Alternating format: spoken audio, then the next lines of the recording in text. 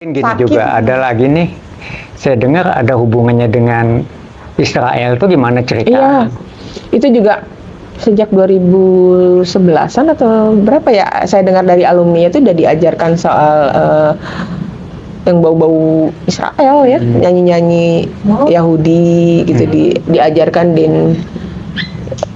ada tariannya juga, bahkan di satu acara mereka yang pengurus pesantrennya juga, ketua pesantrennya ya nyanyi-nyanyi Yahudi ya, dengan dalih toleransi katanya. Balik lagi, tapi kan nggak mesti itu seperti itu ya, seperti sedang menjilat saya lihat sih. Lebay gitu. lah udah. Berlebih. Assalamualaikum warahmatullahi wabarakatuh. Waalaikumsalam warahmatullahi wabarakatuh. Alhamdulillah kami bertiga sore ini berkumpul ya untuk membahas suatu topik ya. Tapi sebelumnya di sebelah kanan saya ada yang paling ujung, Kang Buyung, ya, wajah yang sudah familiar, juga Mbak Leni Siregar, ya, dan saya sendiri Intan Ninding. Ya, kita akan membahas hal-hal yang terkait dengan pendidikan dan antara lain pendidikan dan kegiatan beberapa kegiatan di pesantren. Ya, artinya edukasi terhadap generasi muda melalui pendidikan yang pendidikan di pesantren yang ada di seluruh Indonesia. Tetapi mungkin utamanya ada satu hal yang kita ingin bahas ya. Ada apa sih sebetulnya di bidang pendidikan pesantren? Ya mungkin rekan saya, Mbak Leni Siregar, lebih banyak punya pengalaman mengenai pendidikan di pesantren terhadap generasi muda. Ya, ada cerita anak-anak sempat di pesantren. Itu dia. Jadi dulu sempat 1,5 tahun anak yang pertama, yang keduanya itu 6 bulan saja. Tapi kemudian saya pindahkan karena ada sesuatu waktu itu. Ada sesuatu ini yang kita akan bongkar di sini, ya, sebagai upaya kita untuk memberitahukan kepada orang tua, ya, supaya berhati-hati dan supaya bijak dalam menentukan pilihan pendidikan untuk anak-anaknya. Lanjut Mbak Leni. Ya, jadi dulu tuh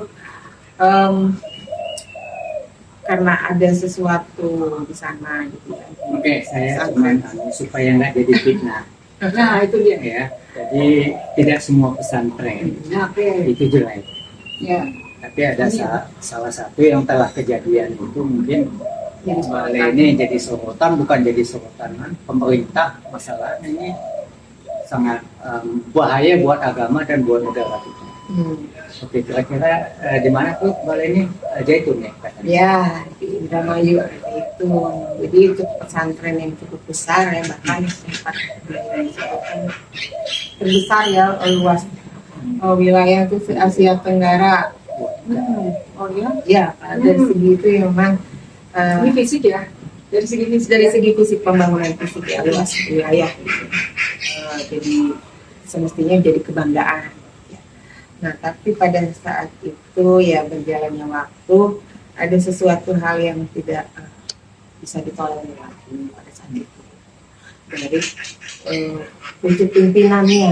Tidak bisa ditolerir dari pucuk pimpinannya. Ya, jadi karena sudah terbukti ya, sudah dibuktikan oleh Tabayun langsung dengan seorang korbannya bahwa tidak patut untuk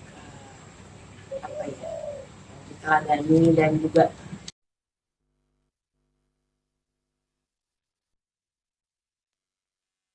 Apalagi memimpin secara operasional sehari-hari pondok pesantren gitu. Nah, jadi karena memang sudah tersiar kabar yang besar seperti itu, ya agak terganggu juga ya pastinya ya. Juga tidak kunjung dituntaskan gitu kasusnya itu. Ini kasusnya belum tuntas sampai sekarang. Ya waktu itu kasus sama seseorang ya, perempuan. Oke. Gitu. Nah, jadi itu yang nggak. Jadi banyak hal ya? Ya nggak banyak. Itu salah satunya yang paling utamanya ya, pokok utamanya itu. Kemudian juga banyak hal-hal yang tidak cocok gitu ya dengan Islam. Ya, Oke. ya dengan pemahaman kita yang kebanyakan yang memang sudah diakui oleh ulama-ulama juga gitu ya. Salah satu contohnya misalnya apa puasa Topo Broto gitu ya, yang setiap hari dilakukan puasanya, hanya boleh minum air putih gitu, ya. Terus juga apa namanya pada saat itu ya protokol COVID gitu ya berkepanjangan, jadi sholat berjarak. Gitu.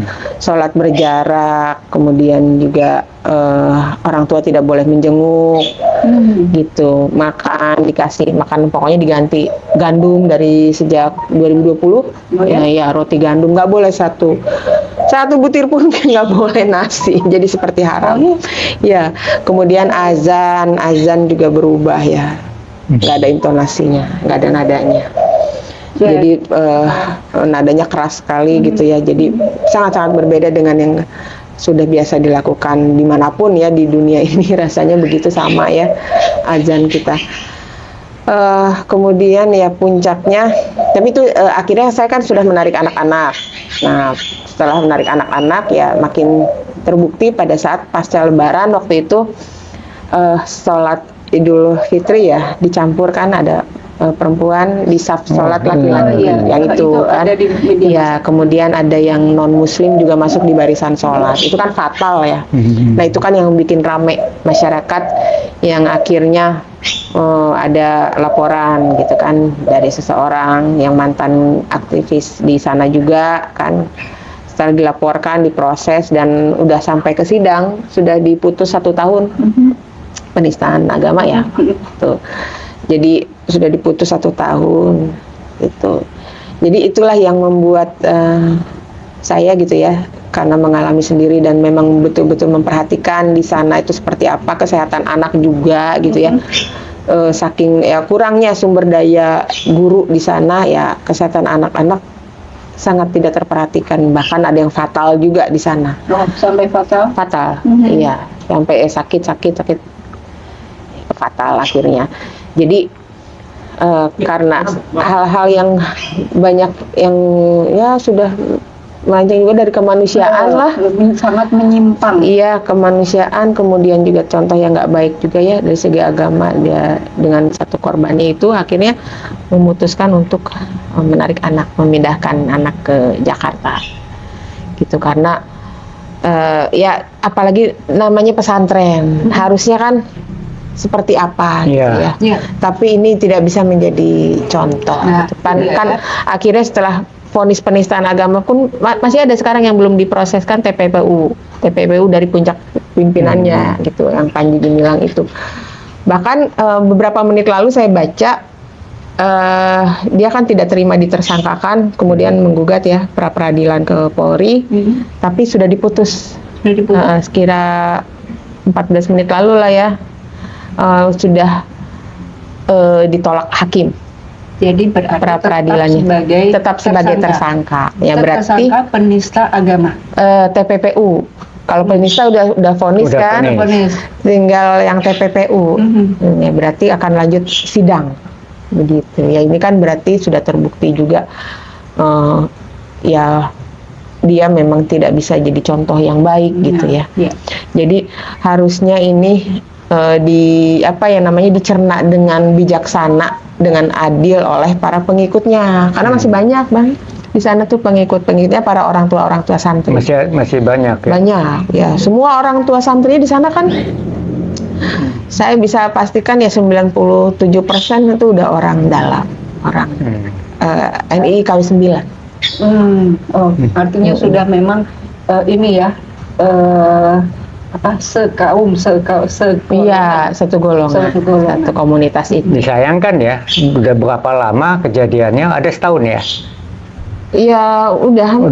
Baru sekarang ini masih belum ada kepastian hukum. Iya, belum ada kepastian hukum, berarti ya kepentingan politik juga masih banyak sepertinya. ya, sepertinya seperti itu, iya Atau kan? terkait banyak pihak gitu kan. Wah, ya banyak yang terkait. Tanda tanya nih. Iya. Soalnya yang terkait uang sih, TPPU kan uang. Uang, Tindak pidana pencucian uang. Tindak pidana Iya. uangnya gede di sana. Itu sudah diblokir banyak. pencucian uang. Iya. Sudah diblokir banyak ratusan kan rekeningnya. Jadi sebetulnya uang yang ada yang sekarang ini menjadi kasus ini sebetulnya itu uang berasal dari orang tua Infak kah? umat. Sumber sumber pendapatan mereka sekarang Al Zaitun dari mana ya? Kalau misalnya udah katanya rekeningnya banyak yang diblokir. Nah, Iya, dari umatnya itu yang selalu rutin mengejar target infak. masih Umatnya itu mengambil sumber uangnya dari bekerja sebagai relawan pengurus di yayasan-yayasan sosial.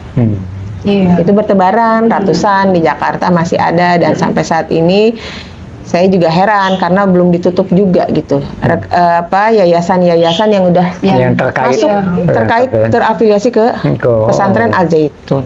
Terkait ke sana Iya. dan secara reguler masih mengirimkan bantuan atau dana ke Iya. yayasan. Iya. Karena fee-nya dari relawan itu digunakan lagi untuk membayar infak ke komunitas Panji Gumilang. Komunitas, selain komunitas juga untuk membangun tadi sarana Iya. sarana pendidikan.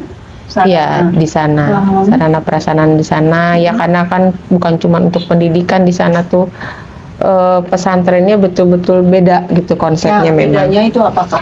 Ya, misalnya pembangunan peternakan, pemotongan ayam yang modern gitu kan ya. masih banyak lagi anunya mereka ya. Banyak pembangunannya. Tapi itu terlaksana nggak ya? Apa gimana itu? Sampai saat ini masih berjalan sih, kayak membangun kapal besar itu juga setahu saya ya, belakangan tuh masih berjalan gitu. Entah buat dilayarkan di mana gitu. Kapal besar dibangun. Seperti itu. Jadi seperti targetnya bukan untuk pesantren gitu ya. Tujuannya nggak jelas ya? Atau ada yang belum dapat Lebih dari sekedar pesantren targetnya sepertinya ya, Lebih dari karena sekedar karena kan untuk apa gitu kan, memang ya karena ya di sana juga pengalaman saya kan memang itu tadinya dijadikan pusat untuk negara Islam Indonesia di sana. pusat untuk negara Islam Indonesia. Iya, jadi ibu kotanya lah gitu. Jadi Makanya- bertentangan dong dengan kondisi negara kita yang NKRI, Negara Kesatuan Republik Iya, Indonesia. sebenarnya iya, karena kan memang dari negara juga sudah mengeluarkan bahwa NI itu ya, termasuk KW 9 itu memang itu kan yang lagi diusut pada saat itu sudah masuk ke dalam daftar DTTOT, daftar terduga teroris dan organisasi terlarang. Ada kaitannya nggak dengan kira-kira dengan PKI gaya baru? Sebenarnya bisa saja terkait gitu. Kalau menurut saya ya, karena memang ciri-cirinya juga cara mendidik komunitas itu ya, Panji itu nggak manusiawi juga gitu. Nggak manusiawinya Ya, ya, misalnya yang kecil saja ya, misalnya kayak makan itu kan dipaksakan, mesti seragam semua, roti gandum makanan pokoknya, nggak boleh ada nasi selama beberapa bulan bahkan tahun gitu. Pada saat itu ya, saklek, otoriter, kemudian juga betul-betul mengeksploitasi umat, kemudian doktrin-doktrinnya juga pola-polanya ya banyak kemiripan juga gitu, dan merusak mental. Ya menurut saya sih pemerintah harus tegas lah. Iya, Ya, seharusnya ya, itu ya. supaya ini tuntas karena ini Kapan juga lagi udah berpuluh tahun ini menyangkut gitu. agama, apalagi pesantren ya. Nah, pesantren di kita ini kan banyak yang bagus. Ya. Banyak, Tapi kok ini nyeleneh sendiri, Nah, Datu itu kayaknya uang umat itu dipakai buat yang nggak jelas seperti bangun kapal kan gitu kan. Bukan prioritas. Iya. Oh ya, seharusnya kan uang itu dikembalikan buat kepentingan memang pendidikan. ketika dicek anak-anak santrinya juga dicek misalnya hafalan Al-Qur'annya juga itu kacau juga. Oh, kacau. Banyak yang Ngomong-ngomong, masih Mbak Leni ketinggalan. di sana berapa lama ya? Anak ya kan 1,5 tahun 1,5 kalau anak tahun. ya SMP ya MTS. Yang anak keduanya itu 6 bulan. Oke. Gitu. Tapi di komunitas itu kan sudah cukup lama saya gitu. Jadi Oh. banyak tahu memang kerusakan-kerusakan yang ditanamkan sama Panji ini ke umat-umatnya. Gitu. Jadi Agama sebagai anu lah ya, dipergunakan untuk kepentingan tamengnya ya, apa ya? tamengnya Padahal sebetulnya yang terjadi justru penyimpangan dan bisa dikatakan banyak, iya. Banyak sekali. Jadi dalam masa itu ya, sepanjang saya ada di sana tuh kan memang saya termasuk yang kritis orangnya. Jadi protes gitu kan ya. Banyak bertanya, mempertanyakan juga gitu.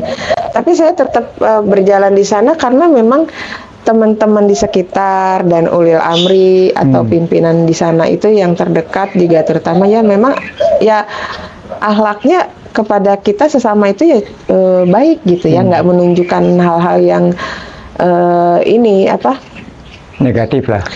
ya negatif. Mereka selalu berusaha sabar gitu ya, ulil amrinya itu yang terdekat itu ya, tidak tahu bahwa tekanan di atas itu sangat besar, tapi mereka bisa menahan tekanan di atas itu. Jadi kita merasa ya baik-baik aja, memang berpikir positif untuk Udah nating pembangunan. tulus lah, mungkin buat Iya. agama nggak ada Iya. negatif thinking lah ya.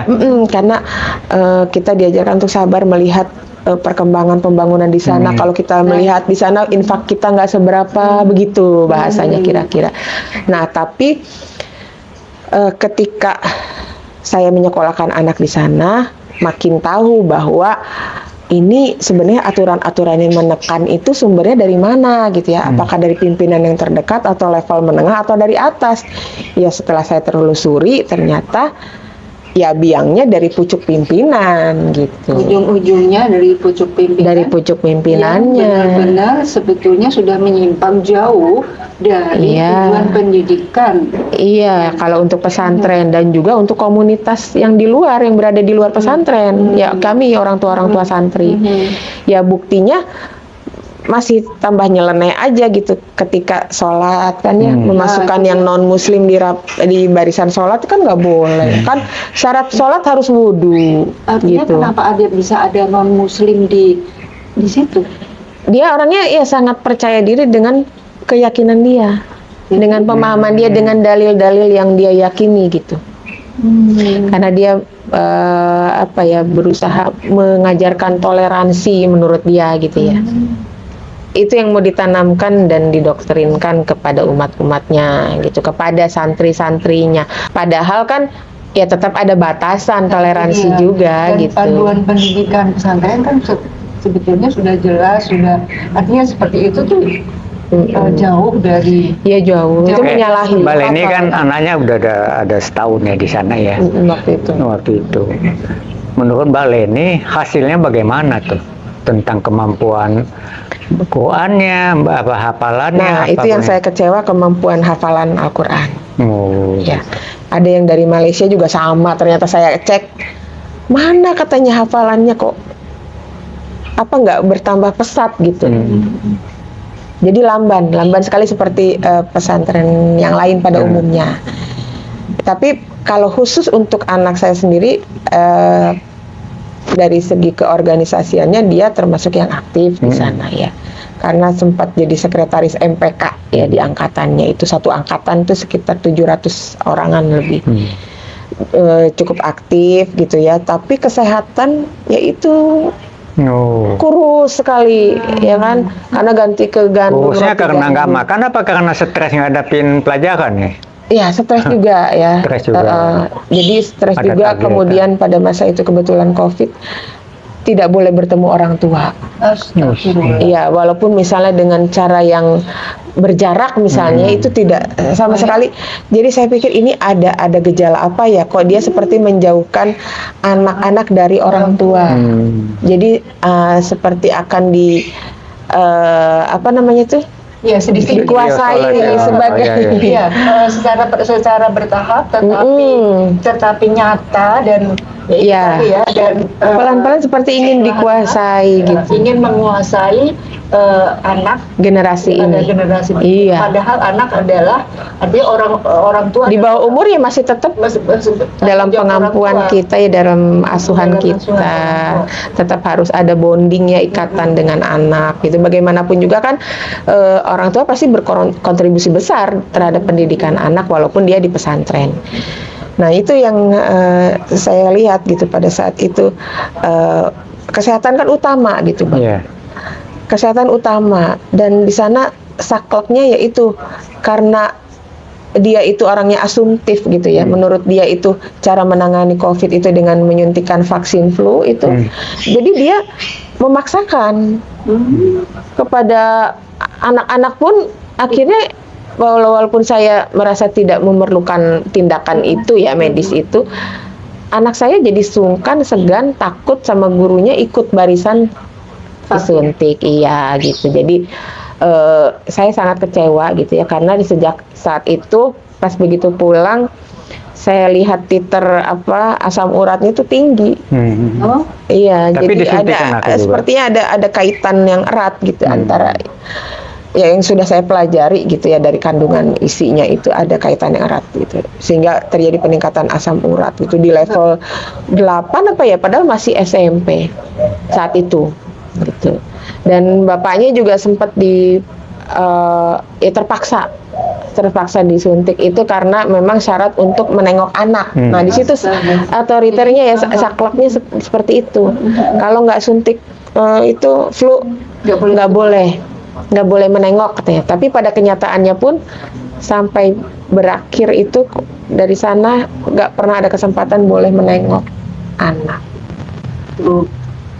Iya, dan sangat menyimpang. sangat waktu itu ya dibilang kekurangan makanan ya iya, buktinya kurus-kurus, dan saya bawa ke dokter gizi memang kurang gizi, divonis kurang gizi. Bahkan berpengaruh yang anak perempuan sampai terhenti menstruasinya 5 bulan. Iya, selama di sana itu jadi nggak subur gitu. Jadi itu yang bikin saya agak shock juga ya, dibawa ke dokter kandungan juga. Ya, faktor gizi pada masa pertumbuhan itu kan sangat berpengaruh. Gitu. Jadi itulah otoriternya Panji gitu ya, memaksakan dari makanan aja sangat besar pengaruhnya ke kesehatan. Iyalah. Saya lihat pegawai-pegawainya pada kurus-kurus. Oh gitu. Iya, karena puasa terus diwajibkan, padahal sepertinya sedang melakukan penghematan tanda kutip. Oke, Ujung-ujungnya nanti sebetulnya untuk mengurangi jumlah manusia itu. Ya bisa saja, orang terbukti banyak yang meninggal juga di sana. jadi mungkin gini Sakit. juga ada lagi nih. Saya dengar ada hubungannya dengan Israel tuh gimana cerita? Iya, itu juga sejak 2011-an atau berapa ya, saya dengar dari alumni itu udah diajarkan soal yang bau-bau Israel ya, nyanyi-nyanyi Yahudi gitu, diajarkan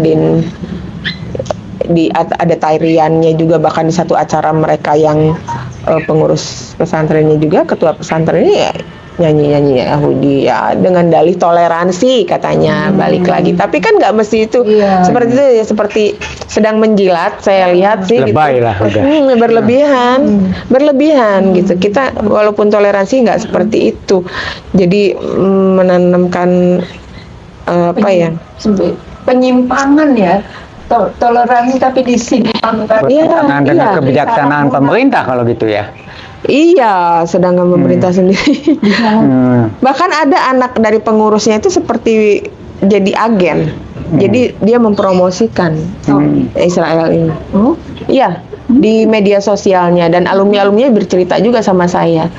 Dan memang mereka sempat diajak untuk pro ke sana, pro Israel. Ya, sementara masyarakat luas kita kan ya tentunya lebih pro kepada korbannya ya, ke Palestina. Iya. Gitu. Ya menurut Itulah gambaran ya. Ya, jadi supaya tidak menjadi contoh ya, sebaiknya ya kayak Kementerian Agama melalui ya Presiden juga bertindak tegas lah. Ini permasalahan yang sudah bertahun-tahun, berpuluh tahun, dan terjadi kemiskinan juga, pemiskinan bukan hanya materi tapi akhlak juga, ada apa ya, moral juga. Karena memang jadi tidak saling peduli karena sama-sama mengejar target infak masing-masing. Target infak masing-masing untuk pembangunan fisik. Iya, pembangunan fisik, dan pembangunan fisik itu kan sebenarnya tidak lebih penting dari pembangunan akhlak. Karena kan ya di Al-Quran kan nih Bang, Nabi Muhammad diutus untuk menyempurnakan akhlak. Gitu ya. Gitu ya, jadi sudah ada penyimpangan gini, penyimpangan. Oleh karena itu ada baiknya ya orang tua bijaksana dan lebih baik mengumpulkan informasi sebanyak mungkin mengenai berbagai lembaga pendidikan supaya dapat memutuskan dan menentukan tindakan yang tepat. Ya, sesuai dengan kaidah-kaidah pendidikan dan mengutamakan akhlak. Iya, betul. Itu yang lebih utama. Oke. Ya, udah. Bang Dwi mau nambahkan? nggak ada, udah cukup. Oke. Mungkin kita bisa tutup ya, kita akhiri ya pertemuan singkat ini, dan terima kasih banyak pada Mbak Leni yang sudah memberikan rincian yang demikian lengkap ya. Bang Buyung terima kasih juga ya atas semua partisipasi sore hari ini. Ya, terima kasih. Assalamualaikum warahmatullahi wabarakatuh. Waalaikumsalam warahmatullahi wabarakatuh.